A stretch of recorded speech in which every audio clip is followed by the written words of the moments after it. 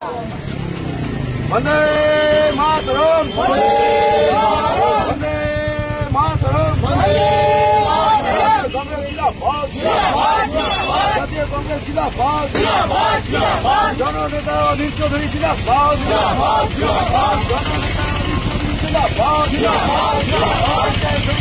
দলনেতা প্রার্থী মন্ডলকে নির্বাচিত ঘটনা হলো কেন পুলিশ প্রশাসন জবাব দাও, সমিতি বিরোধী দলনেতা প্রার্থী মন্ডলকে নির্বাচিত ঘটনা হলো কেন পুলিশ প্রশাসন জবাব দাও, জবাব চাই জবাব দাও, জবাব চাই জবাব দাও।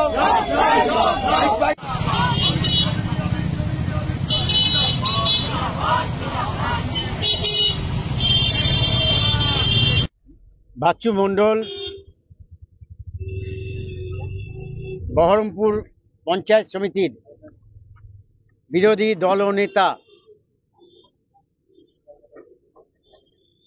পজিশন অপোজিশন গণতন্ত্রের এটাই নিয়ম। এক দল ক্ষমতায় থাকবে, আরেক দল সেই সরকারের বা সেই প্রশাসনের সমালোচনা করবে। এটাই হেলদি ডেমোক্রেসি। পঞ্চায়েত নির্বাচন কিভাবে হয়েছে আপনারা জানেন, লুট হয়েছে। পৌরসভা নির্বাচন গোটা বাংলায় লুট হয়েছে, সেখানেও কংগ্রেস জয়ী হওয়ার পরে বিরোধী দলনেতা প্রচুর ভোটে জিতেছে। গত এক মাসের মধ্যে তাকে একটা ব্যক্তিগত পারিবারিক ঝামেলায় তাকে বিভিন্ন রকম আর্মস কেস থেকে আরম্ভ করে দিয়ে তাকে পারিবারিক একটি ঘটনায় তাকে গ্রেপ্তার করা হলো।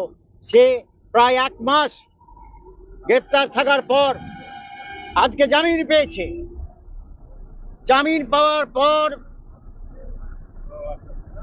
মমতা ব্যানার্জির প্রশাসন এবং খোদ বাংলার মুখ্যমন্ত্রী তিনি জানেন এখানে কংগ্রেসকে, অধীর চৌধুরীকে রোখা যাবে না, তাই তাদের কর্মীদেরকে যেভাবে হোক মিথ্যে মামলা সাজিয়ে আবার গ্রেপ্তার করতে হবে। তাই কোর্টে আজকে আবার রিমান্ড আছে, গ্রেপ্তার করছে। এবং কেস কি? জাল নোট। ভাবতে পারেন, সে একটা বিরোধী দলনেতা।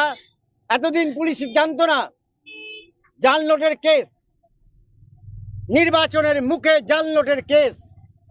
তার কারণ যাতে কংগ্রেস কর্মীরা ভয় পায়, কংগ্রেস কর্মীদেরকে অবরুদ্ধ করা যায় প্রশাসনিকভাবে। কিন্তু কংগ্রেস দলকে এভাবে ব্রিটিশও পারেনি, মমতা ব্যানার্জিও পারেনি। এবং আমি প্রশাসনের কাছে বলবো যে মমতা ব্যানার্জির অঙ্গুলি হেলনে এই জিনিস করবেন না। এই জিনিস অন্যায়, পাপ এবং গণতন্ত্রে এটা বিদ্রোহের চেহারা নেয়। অতএব তাই বাংলার পুলিশ প্রশাসনকে বলবো, মমতা ব্যানার্জি শেষ কথা বলবে না, শেষ কথা বলবে বাংলার জনগণ আগামী নির্বাচনে।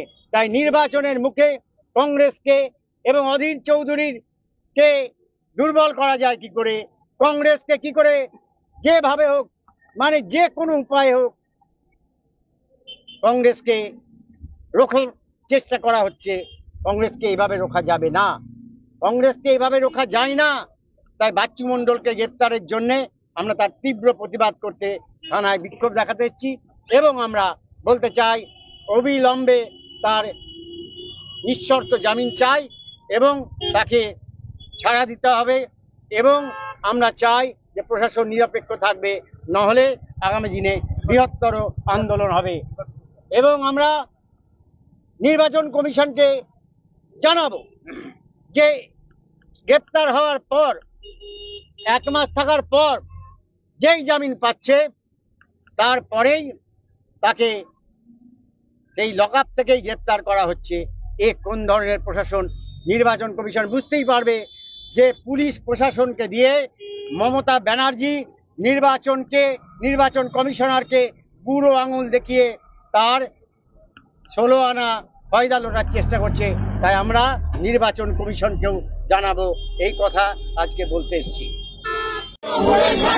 পুলিশের দালালি মানছি না, মানবো না, পুলিশের দালালি মানছি না, মানবো না, এর প্রতিবাদে কংগ্রেস রাজপথে, প্রশাসন হুঁশিয়ার, বাচ্চু মণ্ডলকে নিঃশর্তে মুক্তি দিতে হবে, বাচ্চু মণ্ডলকে নিঃশর্তে মুক্তি দিতে হবে।